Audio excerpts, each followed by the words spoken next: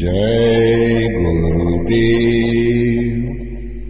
16 मार्च सन 2003 पावन पर्व होली मथुरा आश्रम पर प्रातकाल की वेला में परम संत बाबा जय गुरुदेव जी महाराज के सत्संग अमृत वचन सुनिए। रिकॉर्ड करता super recording cassette house Mahesh भाई इंदौर वाले। जय गुरुदेव।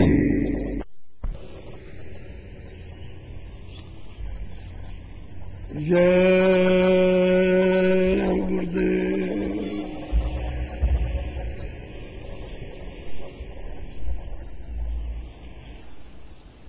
जय गुरुदेव नाम किसका,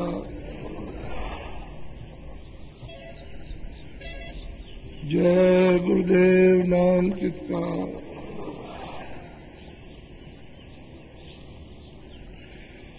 ओ जिरी पिया को निज घटों में,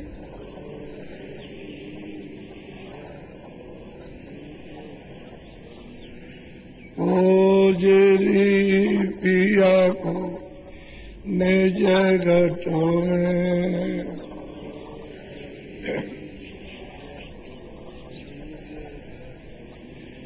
जो तुम पिया से मिलना चाहो,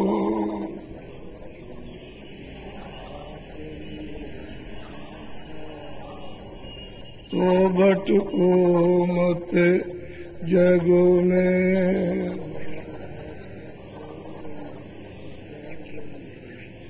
ओ जिरी पिया को निज घटों में,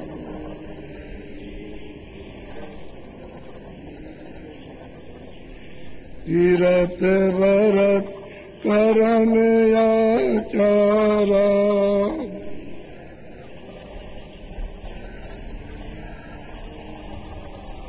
यह अटकाने मग में।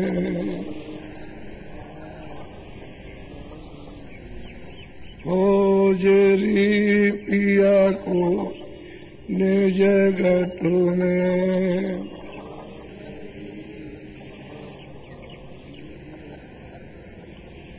जब तक तन मिले नहीं पूरे,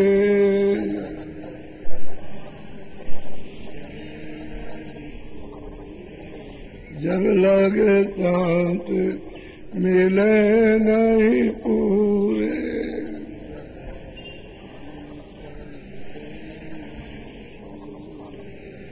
पड़े रहोगे आगों में।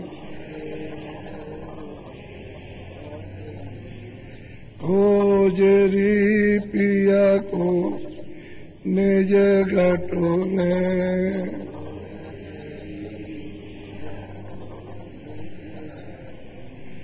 नाम सुधारत कभी न पाओ,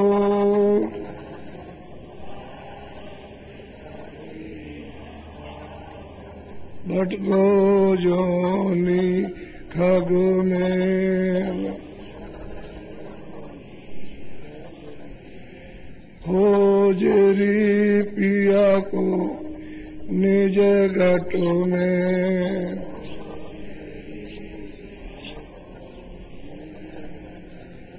पंडित काजी देखते सब,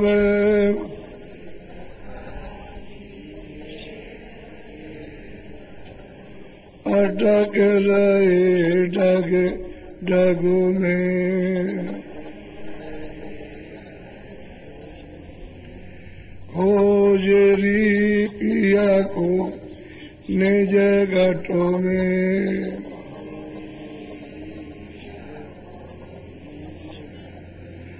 ये तो भूले बीते बात में,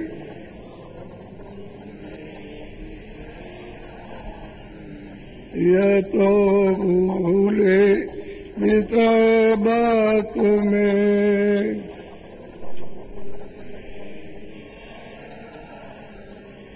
वर्म दसे इनकी रग रग में,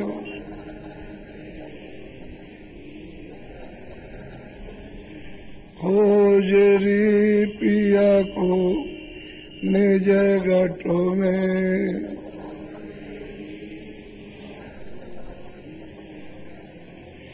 इनके संग पिया नहीं मिलना,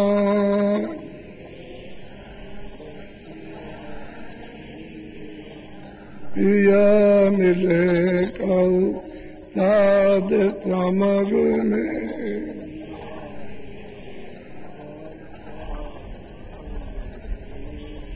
खोजरी पिया को निज घटों में,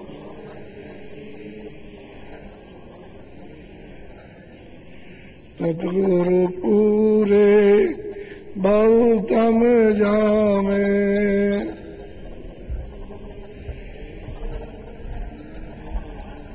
वो तो एक है अलग में, खोजरी पिया को निज घटों में,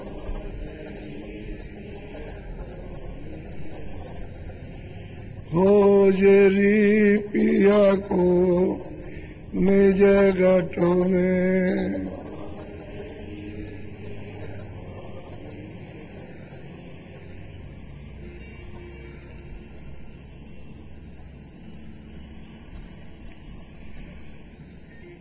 बच्चे और रुचियों नारियों,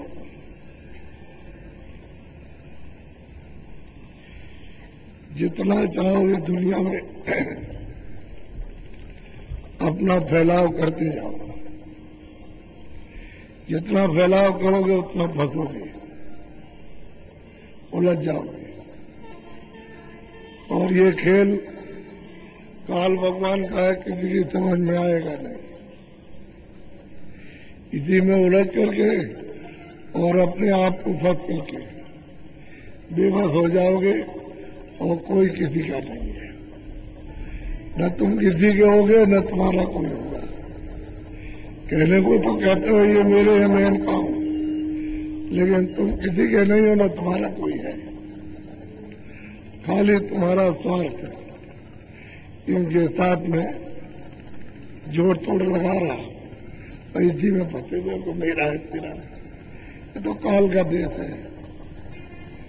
मोहब्बत प्यार सब आत्माओं से करो, जितने भी जीव है सब पर दया करो, सब पर रहम करो। जब सब पर करने लगोगे तो तुम्हारा फताव नहीं होगा। क्यों? कि तुमको ये बोध होगा कि मैं तो मालिक की सब जीवात्माओं को चाहता हूं, तो फंसोगे नहीं।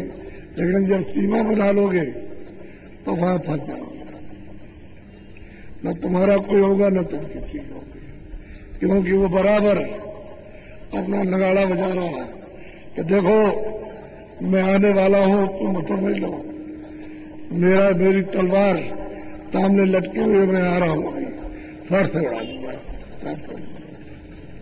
अब वो तो डंडोरा पीट रहा है और आप बदोश हो, आपको कुछ ख्याल भी नहीं। तब तक आया और लेके चल दिया।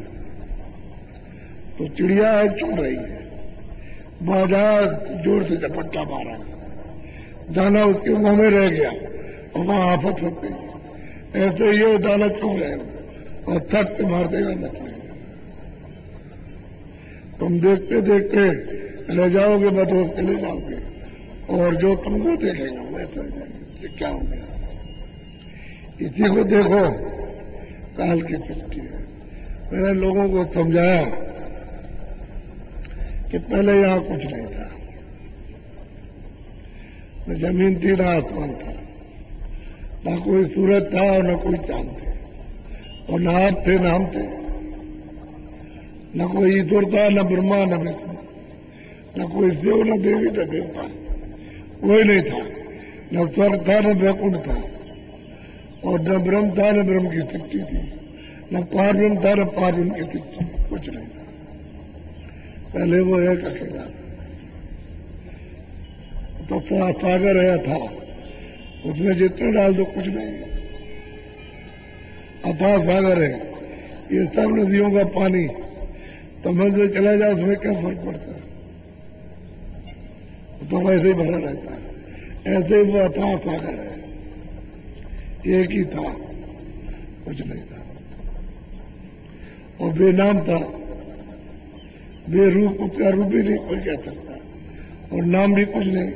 अब यूं तो तुम कुछ ना कुछ इशारे के लिए नाम रख लो तो रख लो, लेकिन वो बेनाम पहले भी अब भी है, आगे भी रहेगा। जब यहाँ कुछ नहीं था तो उसकी मौज मर्जी हुई, उसने सबसे पहले क्या किया, आवाज, जो मुखार बिंद की उसकी आवाज में जो शक्ति थी, ताकत थी, उससे ये सब एक ताकत के साथ आवाज निकाली। तो ये सब मंडल लोग, अनंतों लोग, इतनी गिनती आपके अन इतने लोग हैं, उसने बना दिए एक ही आवाज है, तो ढांचा पूरा खड़ा हो गया। लेकिन यहाँ बीच तो कुछ नहीं था, उसकी आवाज पर तो सब खड़ा हो गया, लेकिन और कुछ था नहीं, सब ये पोला था, पूरा का पूरा पोला था, क्या कुछ नहीं था।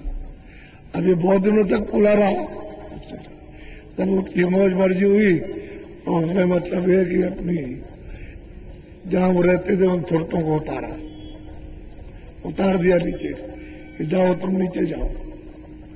उतार करके ले आए, वो भी उन्हीं की आवाज सुन के, वो आवाज अलग है, ये तमाम मंडल बनाने की ये सब आवाज अलग है, उसकी आवाज अलग है। उसमें ला करके और झूला पड़ा हुआ है रस्सी का, वही नाम डोर पड़ी हुई उसी में बैठा दिया, और सब लोग उस मालिक का अखंड सबके सब, जिनको ईश्वर कहते हैं, खुदा कहते हैं, या गाड कहते हैं, या ब्रह्म कहते हैं, या अल्लाह कहते हैं, सबको बैठा दिया और उसी मालिक का सब ध्यान कर दिया, अखंड ध्यान। और इतने युग, इतने काल में बीत गए कि सारे विश्व की गिनतियों को एक जगह इकट्ठा कर दिया जाए तब भी नहीं हुआ। इतने युग और कल भी बीत गए, तब वो मालिक हो, तब वो प्रसन्न हुआ।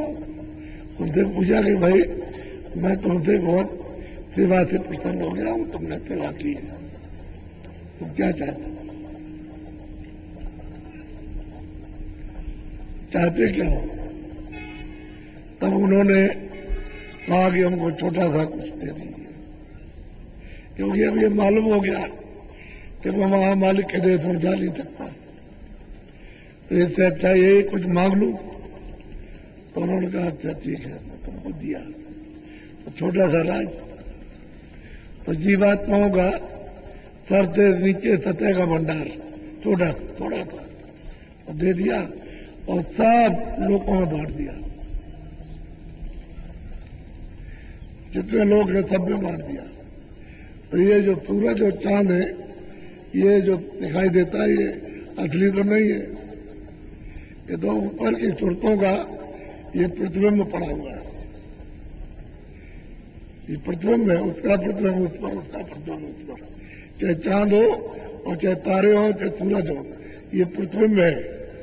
जैसे शीशे को ऐसे रखो और इधर भी रहे तो सूरज का तो दीवार पर जाएगा, और एक वहां दीवार पर लगा दो और जरा सा तिरछा कर दो और उसका उस पर जाएगा, और एक वहां सीधा लगा दीजिए तो उसका उस पर जाएगा। ठीक है, असली सूरज नहीं, बिंब है, सूरज नहीं है। सूरज तो आप देख ही नहीं सकते, तो यहां नहीं सूरज, बिंब पड़ा। ऐसे ही ये तारों का भी है, ये सब रूहें हैं, जीवात्मा ऊपर में जो दी गई है वो सब की सब अपने अपने लोकों में टिकी हुई है। तो यहाँ इनके लिए इनको भी दिया, जो सबसे नीचे उनके पुत्र हैं उनको दे दिया, उनको भी छुटा बना दिया, ले आए, ला करके मसाला मिला के तब ये रचना बैठती है। ऐसे तो विधि विधान से समझाने में आएगा, ऐसे समझ में नहीं आता है। पहले कुछ नहीं था। अब पहले तो जब आए थे तब तो कोई मतलब ये है कि गंदगी थी नहीं, पर जीवात्माएं निर्मल आई, सोचता ही मतलब यह है कि पवित्र आई।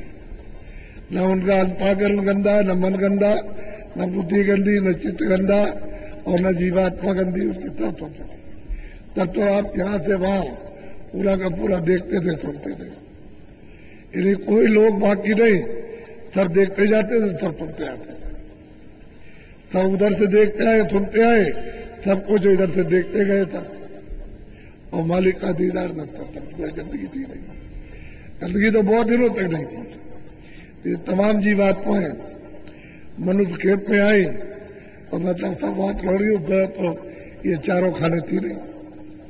पशु पंछी, ये जल के जीव, ये थल में जो जीव रहते हैं वो नहीं, न कोई नरक थे, क्योंकि विधान ही नहीं बना था। जब तक विधान नहीं बना तब तक कुछ नहीं था। यही सुनते आई थी और पूरा बोलता जाते थे। समय पूरा हुआ, ऊपर चली गया, इतना ही था।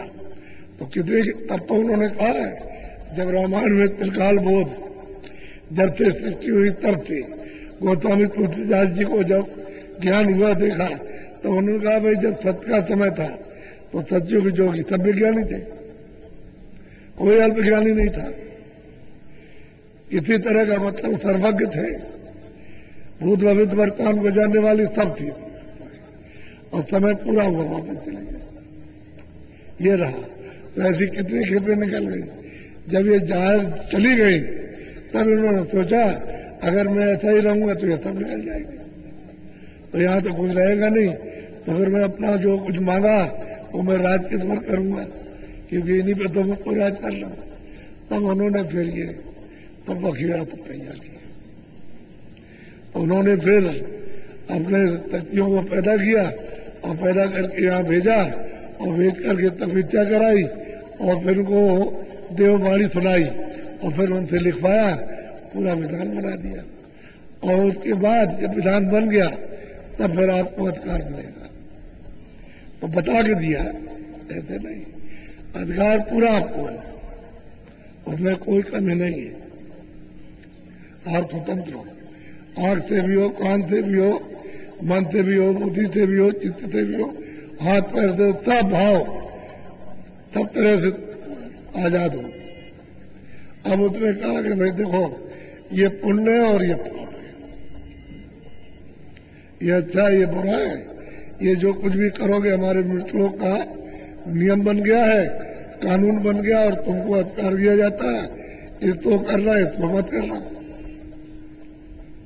बस आपको अधिकार देके धीरे धीरे धीरे धीरे कुछ लोग चले गए बताने वाले, और कुछ आए तो कुछ और भूल गए, और जो भी थोड़े बहुत रहे वो भी चले गए और बिल्कुल ही चले गए। तो कोई बताने वाला नहीं है कि वे पाप क्या पुण्य क्या, पुण्य का फल क्या, पाप का क्या फल, कर लेंगे। पहले पता चले पाप क्या है, गंदगी सब की सब जमा बनेगी। ये अंताकरण है, आप आंखों के ऊपर अंताकरण है, इस आकाश के ऊपर ये दो आंख दो कान, ये नाकों का आकाश तो ये है, और तुरंत जीवात्मा इसके ऊपर बैठी, वो है तुरंत का अंताकरण। ये अंताकरण है, ये तो इसको शरीर कहते हैं, तुरंत का अंताकरण है। जीवात्मा कर रही है वो इसका ये हृदय है। तो गंदगी तो यहाँ जमा हुई है। अब वो जो गंदगी आपने जमा की उसको तो भूल गए आप, तो आप उस देख भी नहीं सकते हो कि भाई हमने कैसी कैसी गंदगी जमा की है। अगर आप उसको देख लेते तो साफ कर सकते थे, आपको दिखाई नहीं देगी। कर्म तो किया और जमा कर लिया, लेकिन कहाँ जमा ये नहीं देख पाया। तो जीवात्मा जो है दब गई, ऊपर से गंदगी पड़ती गई, मत दब गई। जैसे मिट्टी पड़ी चली जाए तो धीरे धीरे धीरे धीरे मिट्टी पड़ती है, सब दब जाएगा। अब जीवात्मा का पता ही नहीं क्या है, कहाँ, किसी को नहीं मालूम। अब महात्मा जब मिले तब तो पता खबर बताएगा, जब तक वो मिलते नहीं तब तक। तो यहाँ से बंधन पड़ा। पहले तो बहुत दिनों तक कितना पूरा समय सतयुग का बीत गया, वो सब चला गया, कितने आए और चले गए। और तो बाद में आखिर में ये विधान बना है। तो जब सतयुग समाप्त हुआ और त्रेता युग लगेगा तो उस समय पर ये तैयार हो गया और आपको सुना दिया गया, दे दिया। तो ये करने के आप इतने गंदे हो गए कि जब तक वो महात्मा न मिले और वो सफाई करे नहीं और आपको सफाई करने की कोई चीज पकड़ाए नहीं तो आप कुछ नहीं कर सकते। तब उसने देखा कि ये तो ये कर रहे थे, कसूर कर रहे, तो चलो जल्दी से 4 खाने बनाओ। तो 4 खाने बनाए, अन्नज पिंडज हुआ जाता होगा 4 खाने। पेड़ खड़े, एक खान दिया। जो पृथ्वी पर पेड़ खड़े हुए इसको कहते हैं अवतार।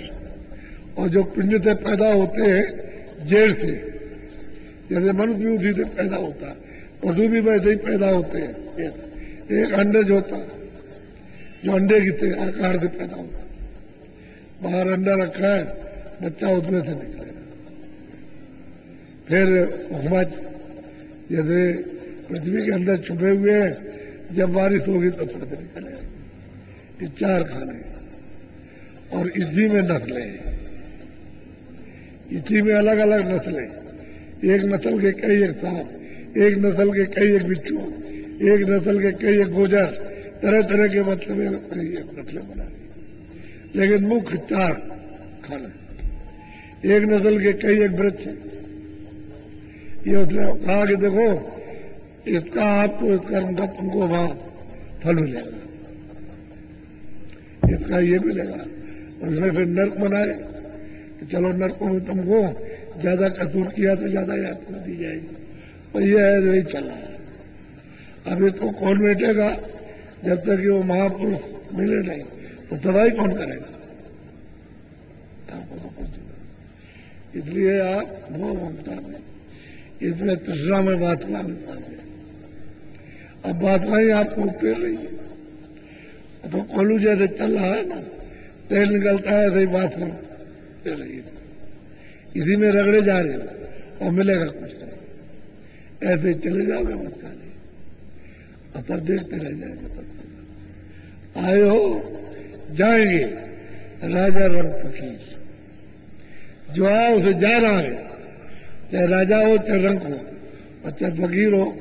एक चढ़े सिंहासन, एक बांधे जात जंजीर। एक तो सिंहासन में बैठ के चला जाएगा, एक जंजीरों में बांधा जाएगा। यहाँ कोई रह नहीं सकता, क्योंकि उसने मृत्यु बनाया। जब उसने स्वर्ग बनाया तो भी रहने की जगह नहीं है। कुछ ही दिन तक रहो और बाद में फिर यहाँ जाओ। पुण्य छीड़े मृत लोगे, पुण्य जब छीड़ हो जाए, पूरा हो जाए, तो यहाँ ऊपर में ईश्वर के लोग भी नहीं टिक सकते। जो वो भी अस्थाई नहीं है तो वहां भोग लो, और जो वहां आनंद और सुख भोगो, जब वो खत्म हो जाए तो फिर यहाँ जाओ। फिर यही कर्म करोगे, पार नहीं जा सकते। कि हम पार निकल जाए और जन्म मरते, वो तो भवसागर पार जाना पड़ेगा। और भवसागर बहुत दूर है, बहुत दूर है, बड़ी लंबी मंजिल है। वहां पार होने के बाद तब ये जीवात्मा उतरेगी, तब अपने देश में अपने धाम में जाएंगे। यहां नहीं होता। ये तो अपने धाम से आई, अपने देश से अपने लोग थे, वो तो यहाँ है नहीं। ये तो परदेश है, तो आपकी समझ में किसी की आता नहीं और कोई समझाने वाला मिलता नहीं कि आपको समझाए भी फिर रास्ता बताए। तो बड़े ध्यान से सुनो, महापुरुष कहते क्या हुआ, ध्यान से सुनिए आप।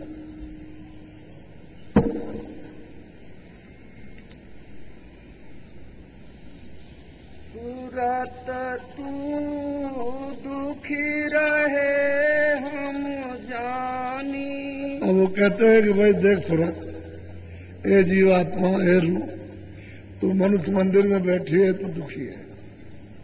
महापुरुष कहते हैं हम जानते हैं कि तू बहुत दुखी है, तुझे बहुत कष्ट है और तेरे पास कष्ट दूर करने का कोई उपाय नहीं, कोई इलाज नहीं, हमको मालूम है। लेकिन अब यह है कि तू महात्मा की खोज नहीं करती है। अगर उनकी खोज करे तो तेरी ये सब चीज समझ में आ जाए, खोज करती नहीं। हम जानते हैं तू बहुत दुखी है, तो क्यों दुखी है? बोलो। हाँ। या दिन से तुम शब्द दिशारा मन संग यारी। अब वो सूरत को कहते हैं जो दोनों आंखों के सामने बैठी है। हे सूरत, जिस दिन से तूने नाम छोड़ दिया, हमने कहा था इस नाम को मत छोड़ना, चाहे जितना भी कोई प्रलोभन दे, लेकिन इसे छोड़ने नहीं, पकड़े रहना। तो तूने जिस दिन से नाम को छोड़ दिया, शब्द को छोड़ दिया, आवाज को छोड़ दिया, और तेरी दोस्ती मन के साथ हो। पहले तेरी दोस्ती शब्द के साथ, नाम के साथ थी, प्यार उसके साथ था, शब्द का प्यार, नाम का तेरे साथ था।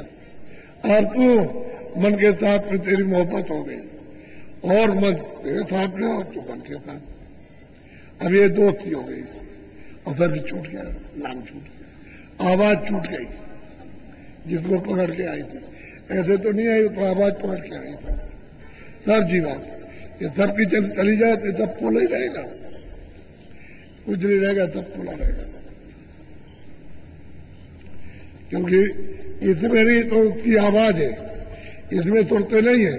जो खाका खड़ा हुआ है इसमें नहीं, बस उसकी आवाज है। आवाज सबको खींचे हुए, उसकी कसरत से सब पता हो, और आवाज बंद कर दे तो फिर कुछ नहीं लगता। ऐसे सूरज तो दुखी है, तो दुखी है, इसलिए दुखी है जिस दिन से, जिस समय से तूने शब्द को विस्तार दिया, नाम छोड़ दिया, और मन के साथ तेरी दोस्ती, और मन की दोस्ती इंद्रियों के साथ, कभी आंख पर, कभी नाक पर, कभी कान पर, कभी जिब्या पर, कभी किसी द्वार पर आकर के बैठता है, तो ये भटक रहा है कि इस तरह से समझ जाए।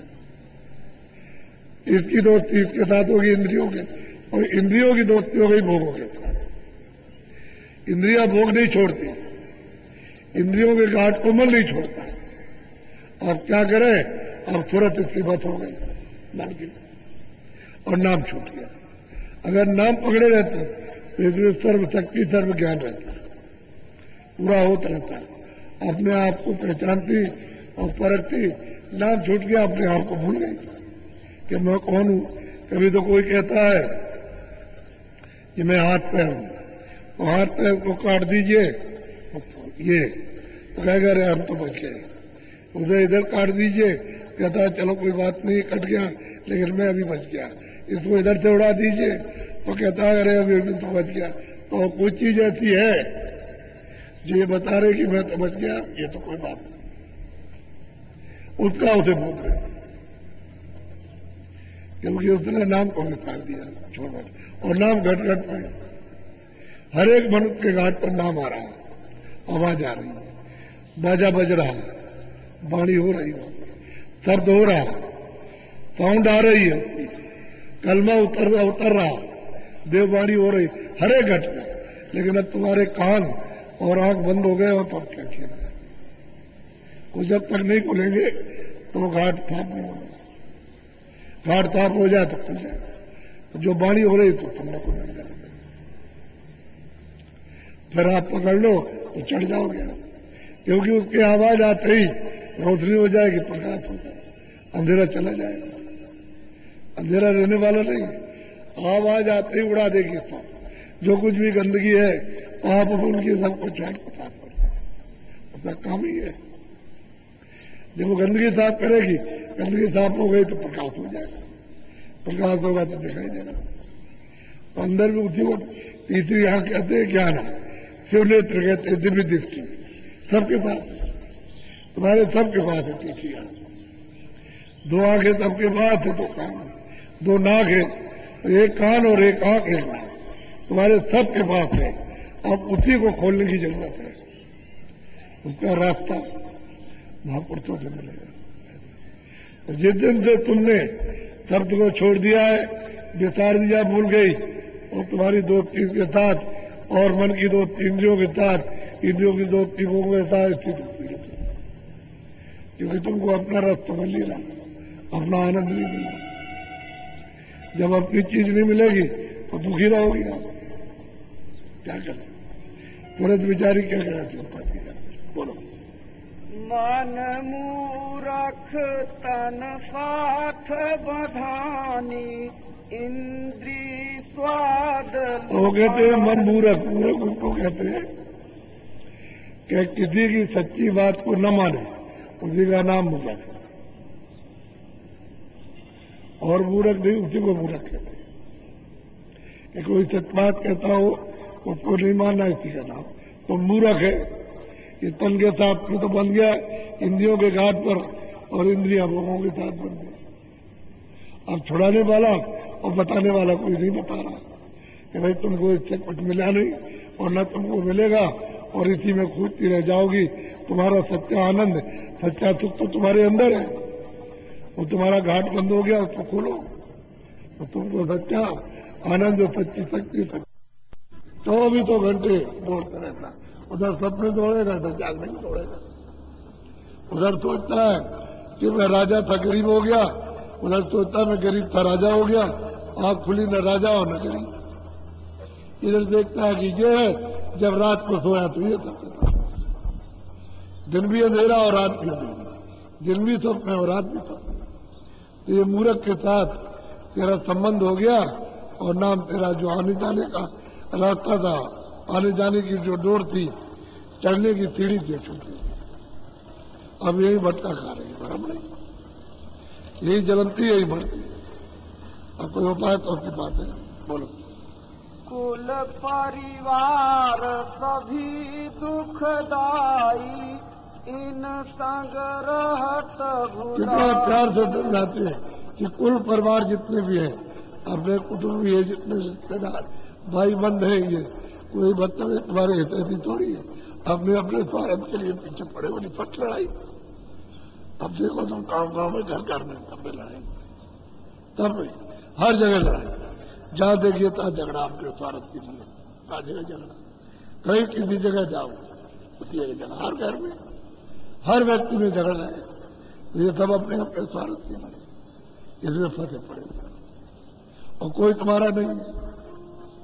अगर कोई तुम्हारा हो और तुम किसी को हो तो कहा जाए कि नहीं भाई ये तुम्हारे, और तुम इनके हो, तुम इनका भला करोगे, तुम्हारा करे हो पूछ रहे।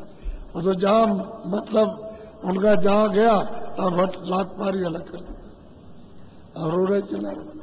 हर एक गांव में, घर घर में झगड़ा है। जमीन बांट दो, घर बांट दीजिए, जानवर बांट दीजिए, रुपया पैसा बांट दीजिए, मार का है आपस में।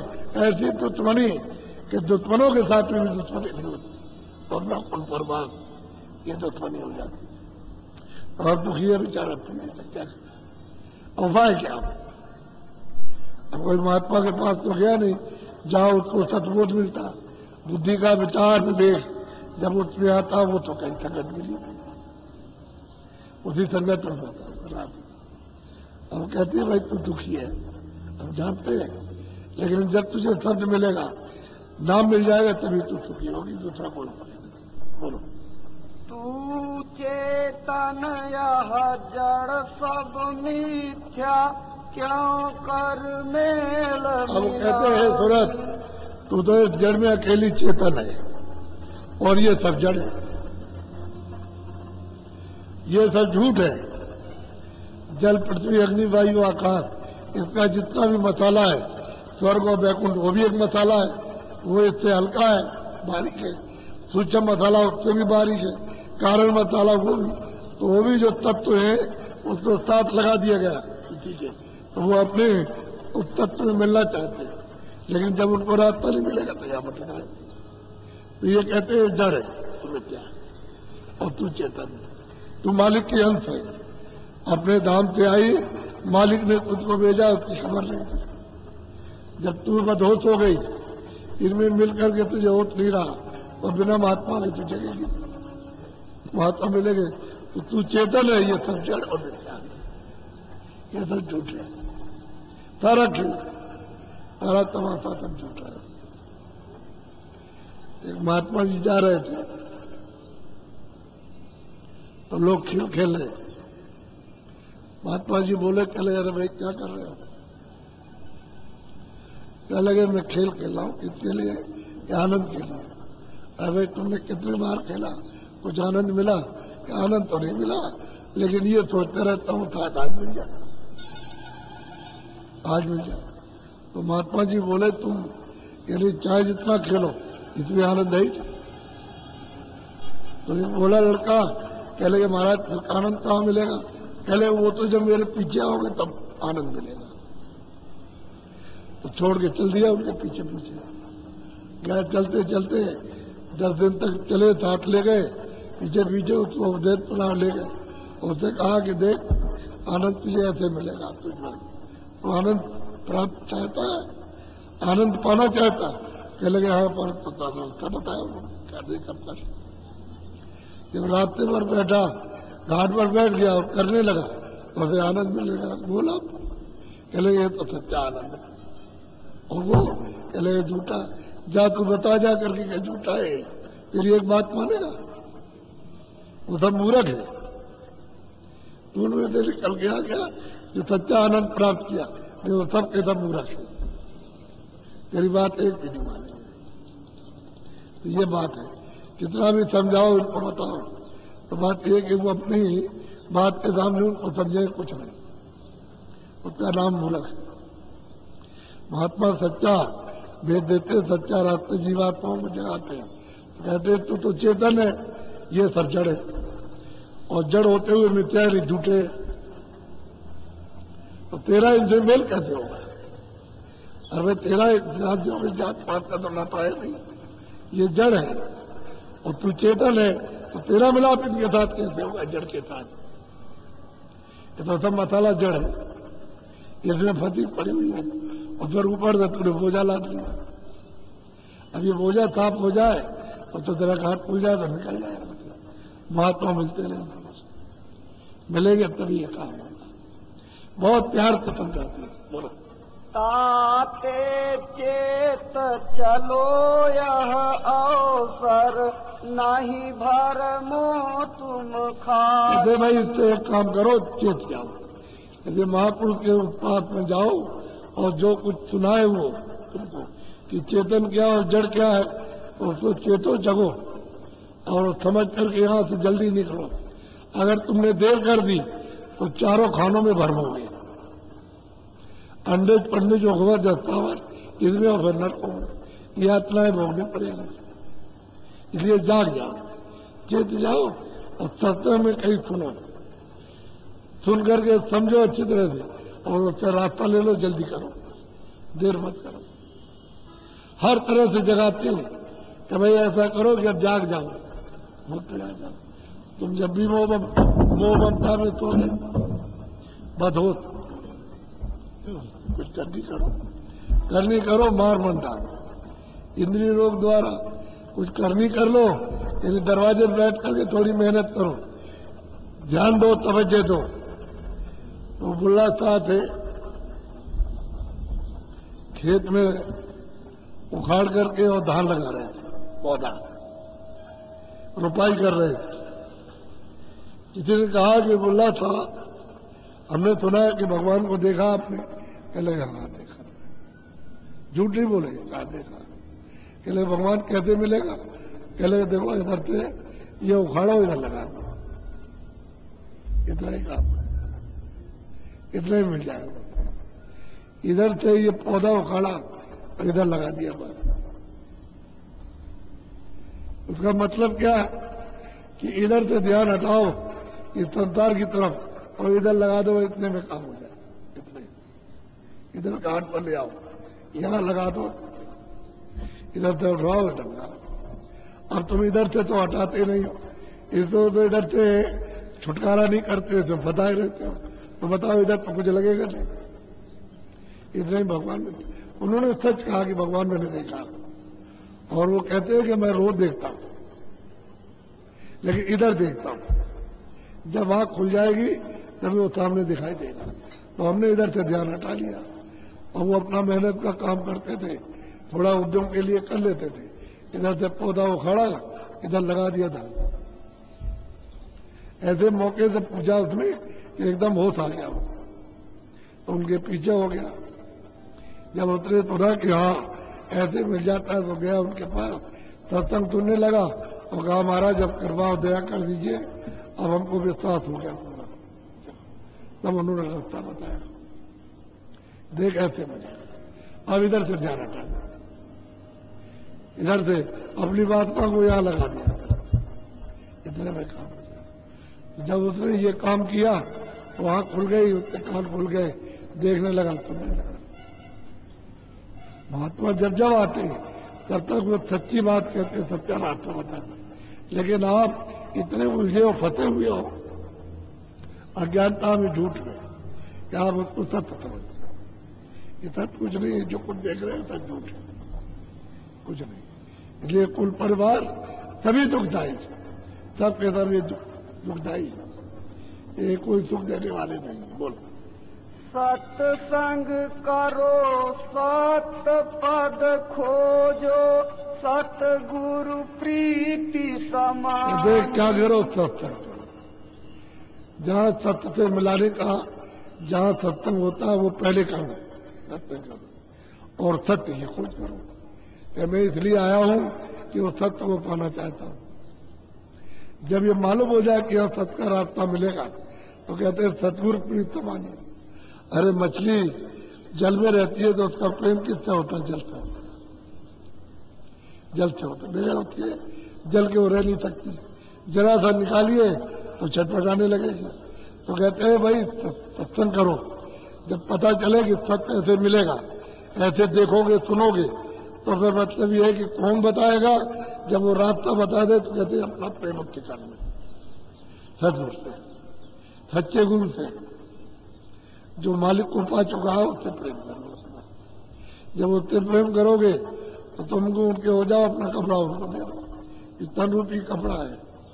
कहो महाराज ये तो हमने इतने बड़े बड़े गंदे डंदे काम किए और तमाम गंदगी जमा कर ली है, अब आप इसको ले लीजिए, जैसे चाहे फटोड़िए, पुछड़िए, पटकिए, कुछ कीजिए, इसको साफ कर दीजिए। जब उनसे प्रेम हो जाएगा तो साफ कर लीजिए। तुमको आना कानी की क्या बात, कपड़ा देते हो अपना आपा, तो धोबी को सौंप देते हो, देख धोबी हमारा कपड़ा ये जो है गंदा है, दाग लगे तो साफ कर देना कि हाँ भाऊ जी साफ कर देना। तो जाता है, क्या करता है, उससे क्या मतलब, आपको तो साफ करके दे देगा। ऐसे ही तन रूपी कपड़ा जो गंदा हो गया कर्म करते करते, पाप और पुण्य, अब इसको किसी को दे दो थोड़े दिन के लिए तो वो साफ धो धा करके ठीक कर देगा। और कहेगा लो तुम्हारा मन है, तुम्हारे पास बुद्धि है, तुम्हारा चित्त है, ये सब कुछ तुम्हारा आप करो, सफाई कर लेगा। फिर जब आप करने लगोगे तो हमारे मिल जाएगा। इसलिए कहते हैं मन बुद्धि चित्त अंतःकरण जीवात्मा निर्मल हो जाए तो मुझे देखेगा, तो मुझे पालेगा। अब तुलसीदास ने ये तो किया कि हमेशा मतलब ये है कि बचपन में इच्छा करते रहे दर्शनों की कि कोई महात्मा मिल जाए, ऐसे ही इधर उधर देखते दाखते और मिल गए, उनको बता दिया। कहा बेटा रास्ता तो ये है, रोता क्यों है, अंदर बैठ के रो, किसी को दिखाने का काम नहीं, घाट पे बैठ जाए यहाँ और रो, उधर अंदर में मिलूंगा, जब तेरी आँख खुलेगी तो तुम मुझको देखना, मैं तो उससे मिलूंगा। साफ कहा, घर में करते रहे और 14-15 साल के अंदर ही अंदर उन्होंने प्राप्त कर लिया और फिर दूसरों को प्राप्त कराया। बोलो, नाम रतन गुरु दे बुझाई, उलट चढ़ो। अब कहते हैं भाई नाम का धन, इन जीवात्माओं का धन क्या है? नाम। उनका धन क्या है? जीवात्माओं का शब्द है, आवाज है। कहते हैं ये कौन देगा? कले गुरु देंगे। कब देंगे? जब आप सत्संग करोगे, वो पता चलेगा बस सत्य कैसे पाया जाएगा। जब वो बता दे, नाम वेद को बता दे, तो कहते उलट जाओ, उलट चलो। आसमानी इस आकाश के ऊपर में बड़े बड़े आसमान, ये तो कुछ नहीं है, ये तो इतना सा है। आपको ये जो कुछ देखते हो सारा दिन बस इतना सा, बस ऊपर जा करके तो मालूम होता है कुछ ही नहीं। यहाँ तो पता चलेगा कि ना होते कि बहुत तारा तो तार बहुत बड़ा है और ऊपर जाने पर कुछ भी नहीं, जैसे मच्छर है उसी में सब चीजें दिखाई देती हैं, सब चीजें, कोई चीज छूटती नहीं होती, सब दिखाई देता है। तभी तो महात्माओं ने देखा खड़े होकर के और कहा कि मैं वहां खड़ा हो गया तो मैंने स्वर्ग देखा, मैंने वैकुंठ देखा, मैंने मतलब ये कि देखा नरक देखा, कैसे आदमी निकाले, जीवात्माएं कैसे निकाली जाती, कैसे डाली जाती, कौन हिसाब करता, कैसे इनको 4 खानों में ले जाते, नरकों में, क्या वहां खड़े होकर के देखा। तभी तो उन्होंने बताया। अगर देखते नहीं तो बताते क्या? ऊपर जा करके ये बिल्कुल सिमट कैसे हो जाए। आप ऊपर जाओ हवाई जहाज से तो ये तमाम चारों तरफ, यहाँ तो दिखाई नहीं देता, लेकिन ऊपर जाओ चारों तरफ यानी सैकड़ों मीलों का दिखाई देता है कि सामने ये बत्ती चल रही है। बिल्कुल मालूम होगा ये सामने चल रही है। और यहाँ आइए तो मालूम होगा 200 किलोमीटर है, इतना पता। तो ऊपर जाने पर मतलब है छोटा समय है, ये छोटा दिन, ऐसे कोई बड़ा नहीं है, लेकिन उसी में आप पहुंची हुई है। तुम आए हो, चेतन आए थे, चेतन के साथ संबंध था, अब संबंध तुम्हारा चेतन से टूट गया, अब यहाँ जड़ में आकर के मिल जाए और हो जाता रहा, ज्ञान चला गया, शक्ति चलेगी तो कुछ चलेगी, अब कुछ नहीं बना। अब कह ले पहला काम क्या है? सत्संग करो। जब वो सत्य का संदेश है तो उसको खूब तेज करके सुनो, समझो, और फिर उनसे रास्ता ले लो और फिर कमाई कर लो, तो जल्दी काम हो जाएगा। जब रास्ता मिल जाए, तुमको भेद मिल जाए उसका, तो उलट चलो आसमान में, अब वापस हो जाओ, जिधर से आए तो उसी नाम को पकड़ के वापस हो। जैसे ही आंखों के ऊपर गए, बस एकदम से खुले हुए मैदान, खुली हुई रचना, अद्भुत अद्भुत रचना, और प्रकाश में होता तो अंधेरा होता है, अंधेरा तो यहाँ है मान में। कहते फिर उलट चलो, यहाँ तो तुम्हारा घर है, ये तो जड़ चीजें हैं, उनका ही स्थान है, चेतन का नहीं। चेतन तो जड़ में मिला दिया, अगर वो साफ कर ले तो ये जड़ चेतन छूट जाएगा। इसलिए जड़ चेतन ग्रंथ पड़ गई, तुरंत की जीवात्मा की गांठ इस जड़ के साथ में बन गई। यद्यपि बिल्कुल टूटी है, लेकिन इसका खुलना बहुत मुश्किल है। अब महात्मा मिले तो खुले, जब उसको नाम भेद मिले और नाम को पकड़े, अब तो वापस लौटे, अब तो भेद खुल जाए। नहीं अगर नाम को पकड़ती होगा तब सीख जाती। बोलो, इतना काम करो तुम अब की, फिर आगे की सतगुरु। कहते भाई इतना काम तो करो कि घाट पर बैठ जाओ, और ऊपर से जो आवाज आ रही है 24 घंटे आ रही, कभी बंद नहीं होती है, उसी को पकड़ लो आप। कहते हैं भाई घाट पर फिर गुरु काम करेगा, आपको ले चलेगा, क्योंकि अंदर तो सब रास्ता दिखाना बताना नहीं, अंदर ही तो मुश्किल है। अंदर तो इतनी भारी रचना है कि खड़े होकर के देखते रहोगे तो हटोगे नहीं। यहाँ एक चीज देखते रहते हैं बच्चे, तो माँ बाप उसको कितना हटाना चाहे और तारीख के लिए और देख लेने दीजिए, और देख लेने दीजिए, तो देखता रहता। वहां तो विचित्र रचना है, तो वहीं देखने में लग जाओगे आप। वो गुरु जब मिलेगा वो रास्ता बताएगा, चलो, तब वहां देखने चलता है। ये बगैर गुरु के उधर कोई नहीं जा सकता, गुरु की जरूरत है। और गुरु वही है जो रास्ता देख चुका है, उसी का नाम है। जो मालिक के पास आता जाता है उसी का नाम। बोलो, सतगुरु स्वामी कहन संहारो, दुख छूटे सुख मिले। अब आते हैं जब महात्मा तो कहते हैं कि भाई मेरी कहन को जो मैं कुछ कहता हूँ समझाता हूँ तो मान लो, तो तुम्हारा ये मतलब ये दुख छूट जाएगा, तो सदा के लिए सुख मिल जाएगा। क्योंकि अपने देश में अपने घर में वही सुख मिलेगा, वही आनंद मिलेगा, वही निश्चिंतता है। और वो मतलब अब चल धाम है, कभी चलायमान नहीं होता, अस्थायी है। जब वहां से तुमको एक बार पहुंच गए तो वहां से कोई निकाल नहीं सकता। एक बार वहां से आए हो अभी तक पहुंचे नहीं, जो पहुंच गए वापस नहीं आए। पहले जब शुरू में आए थे तब तो सब के सब पहुंच गए, तब चले गए वापस, तब मैं पूरा किया, सबके सब गए वापस। तो कितनी खेपें चली गई, पीछे के लोग रह गए, उनको बता दिया, अब फंस गए आप। तो जब से आए तब से अभी तक नहीं लौटे। अब कहते हैं सदगुरु की खैर, उनका रास्ता जो है उसको तुम पकड़ लो अच्छी तरह से, और वो मदद कर देंगे, सहयोग दे देंगे, तुम चल पड़ोगे, निकल चलो। तो सब हैरानी, सब तुम्हारे दुख संकट ऐसा पड़ जाएंगे, तो का सागर तो था हमने कहा। आनंद का सागर है, ज्ञान शक्ति। बोलो सीधा सीधा तो मैं आज आपको नाम बता दूंगा। मैं इतना ध्यान रखो, ये बात सत्य है कि आपने अभी तक नहीं सुना, ठीक है, लेकिन जब कभी कोई सच्ची बात को सुन लो तो उसको मानना चाहिए, उल्लंघन नहीं करना। क्यों? कि उसमें तुम्हारा ही हित है, और तुम अगर उल्लंघन करते हो तुम्हारा नुकसान हो जाए। आप सबके सब लोग सहकारी रहो, असुधार नहीं करना, चाहे आदमी का हो, चाहे बच्चे का हो, चाहे बच्ची का हो, चाहे पशु हो, चाहे पंछी हो, चाहे कोई कीड़ा हो, चाहे जल का जीव हो, चाहे वो थल का हो, उसका आहार नहीं करना। जो चीजें आपके लिए उसने बना करके सब दिए हैं, उन चीजों का सेवन करो, इसकी मलम पट्टी के लिए, इसको निरोगी रखो। असुधार करोगे तो इसमें मतलब तरह तरह के कीटाणु पैदा हो जाएंगे और तरह तरह की बीमारियां, फिर तुम चाहे इतनी दवा खाओ, वो दवा काम ही नहीं करेगी।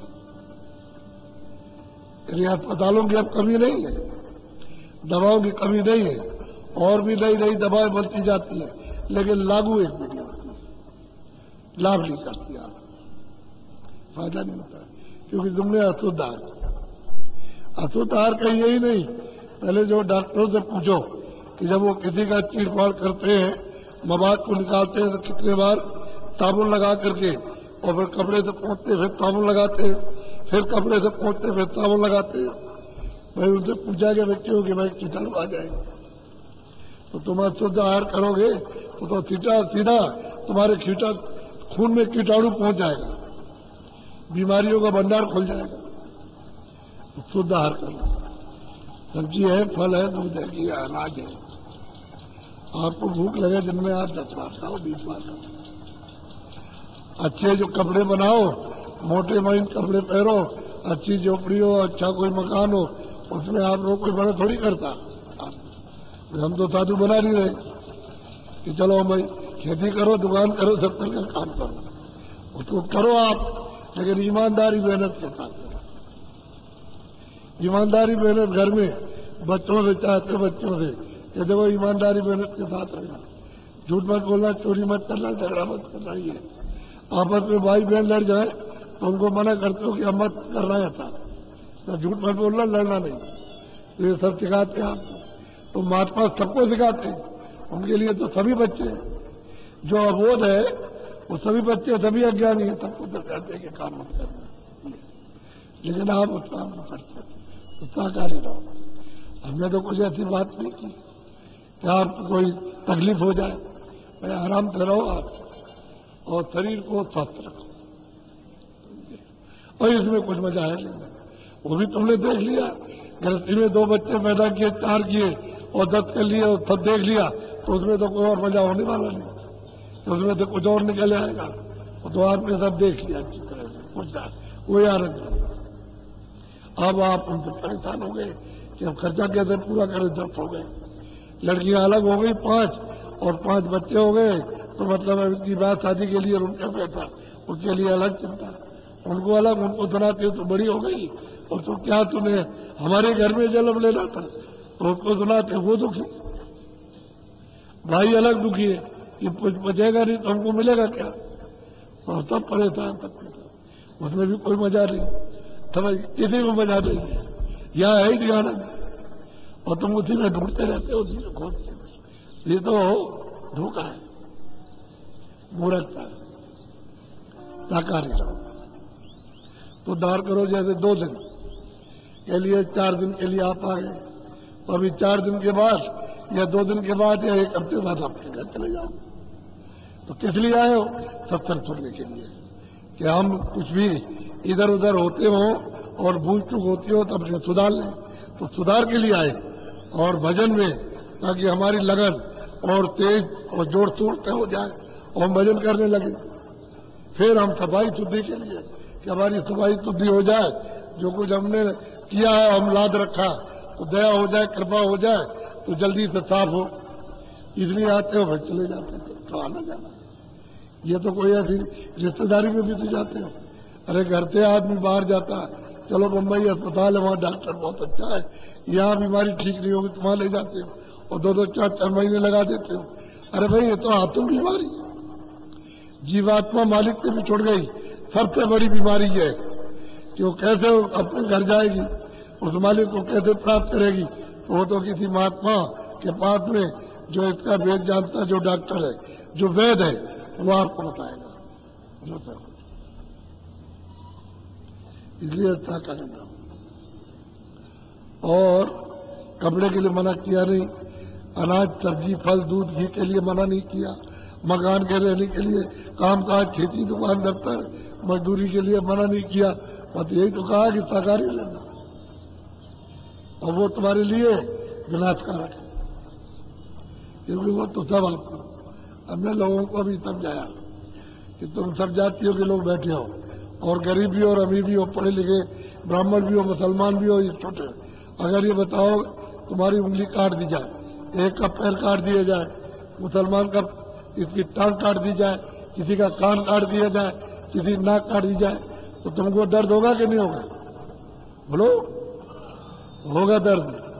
अब ये बताओ कि यही तुम्हारा मन, यही तुम्हारी बुद्धि, यही तुम्हारा चित्त, और यही तुम्हारे प्राण, और यही तुम्हारी रूह, यही सूरत, यही जीवात्मा अभी रात को निकाल करके और उसमें बंद कर दी, उस मुर्गे में, उस बकरे में बंद कर दी, उस सांप में बंद कर दिया जा करके, और फिर तुम उसकी पूंछ काटो, तुम उसके मतलब है कि पैर काट डालो उसकी, तो बताओ तकलीफ होगी कि नहीं? तो जीवात्मा तो यही है, मन यही, बुद्धि यही है, चित्त यही, प्राण यही। ये कैसे समझ लिया कि उसको तकलीफ नहीं होगी? ये तो समझना चाहिए कि तुम ही तो पहुंचाए गए हो, ऐसे तो हम पहुंच नहीं गए। वो मिल गई सजा, वो तो सजा भोग रहे, तुम्हारा अधिकार उनको मारने का नहीं है, चाहे पशु हो चाहे पंछी हो, कोई हो। उसकी बनाई हुई चीज तुम बिगाड़ नहीं सकते हो, वो बनाएगा, जिसने बनाया वो अपने आप बिगाड़े। तुम उसके बीच में ठेकेदार क्यों बनते हो? तो फिर आपको सजा मिलेगी, तुमने बनाई हुई हमारी चीज को बिगाड़ दिया, तुमको सख्त सजा मिलेगी। तो बताओ उसकी सजा से बच जाओगे? तुम्हारे पास कौन सा इलाज है? ये आपको बताया जा रहा। इसलिए सहकारी हो, जीवात्मा पर रहम दया करो जितना बन सके। एक दाने का बन जाए सुधार जाएगा, नहीं बन सकता, तुम्हारे पास सामर्थ्य नहीं तो कुछ मत करो, दुख मत दो, सीधा सीधा काम। एक दिन में जा रहा था इधर, एक बहता उस पर बोझा लदा तो मार रहा था। तो हमने पूछा, हमने भाई क्यों मार रहे? तुमने सोचा है कि बुखार तो नहीं चढ़ा? कि हाँ, ये तो मैंने देखा कि पानी नहीं पिया और उसने कुछ खाया नहीं, तो तुम बोझा इतना लाद के जा रहे और 10 डंडे दे उसके मुंह में और 10 उसकी टांग में, तो बेचारा क्या कह सकता? तुम मार लगाते हो। अगर तुम्हारे ऊपर बुखार चढ़ जाए और 2 बोरे लाती है जाए, तो बताओ तुम ले जाओगे? कह लेंगे नहीं, तुमने खोलो दूसरा ले आओ समाज। तो उसने सुना कि हाँ तकलीफ है बड़ी, जैसे तुम हो वैसे वो है। तुमको जो बंद कर दिया है और फिर तुम्हारे ऊपर बोझे ला दे जाओ 10 डंडे, बताओ क्या होगा? ये बात बिल्कुल सत्य है, महात्माओं ने सब कुछ देखा, तब आपको ये बताया। फिर ये बीड़ी और हुक्का तो पियो, मैंने तो कभी पिया नहीं, लेकिन आपको मना नहीं करता हूं। किनको? जो पीते हो। हुक्का बीड़ी मना नहीं करता, लेकिन जो लड़के और लड़कियां या कोई आदमी बड़ा छोटा, उसको कोई अगर नहीं पीता है तो कभी मत पीना। आप कभी पीजिएगा नहीं, जो पीते हो वही पी लो, वो कोई अच्छी चीज नहीं है। लेकिन आप कोई बात नहीं सुनते हो। कितने लोगों से मैंने कहा, अरे भाई क्यों ये तुम तंबाकू खाते हो और इससे तरह तरह की बीमारियां हो जाएंगी, तरह तरह की बीमारियां होने लगी, बेकार हो। अब वो कहते हैं महाराज कैंसर हो गया, अब कैंसर हो गया तो अब क्या करें? अब मैं तो पहले तुमको मना किया था, बहुतों को मना किया, बड़े अकड़ के हमको तंबाकू खाना मना करने आए। अब मना थोड़ी कर रहे थे, अगर जो तकलीफ हो जाएगी तो फिर पीछे से तो दुखी होगा आपसे, इसलिए सोच रहे थे कि भाई इससे तकलीफ ना, लेकिन अकड़ गए। अब आए, कहते हैं दवा अब तो हमने छोड़ दिया। हमने कहा छोड़ने से क्या होता, अब क्या, जब तुमने बात नहीं मानी। तो इसलिए हुक्का बीड़ी पियो, ऐसा कोई नशा मत करो कि तुम्हारी बुद्धि पागल हो जाए। हमने देखा अपनी आंखों से कि नशा करके अपनी लड़की के ऊपर हाथ चलाते हो। और बात तो छोड़ दीजिए, ना अपनी लड़की ना दूसरे की, ना इसकी लड़की ना उसकी लड़की, और गाली गलौज अलग करोगे, मारपीट अलग करो, क्या फायदा। जब तुम्हारी बुद्धि पशु हो गई तो पशु जैसे कुछ नहीं समझते ऐसे आप भी नहीं समझते। ऐसा नशा मत करो, कोई हो। मुसलमानों की किताबों में लिखा है कि किसी मुसलमान ने, जो मुसलमान है, उसने एक कतरा शराब की बूंद अगर पी ली है और उसका जिंदा ही जला दिया जाए तो उसके गुनाह माफ नहीं होंगे। रामायण में लिखा है कि गंगा जल के घड़े में गंगा जल को ला करके और उस पर एक नली लगा करके और चढ़ा दिया जाए आग पर, और उधर वो पानी गिरे तो उसको कभी संत पान नहीं करते। संत करे नहीं पाना, पर रामायण ने लिखा। जब इतना सख्त उन्होंने वचन लिखा है तो उसको समझना चाहिए कि भाई हमारी रामायण क्या कह रही है, हमारी ये क्या कह रही है, हमारी गीता क्या कहती है, हमारा भागवत क्या कह रहे। जब तुम्हारे सामने तुम्हारे ग्रंथ थे, महात्मा तो अभी आए,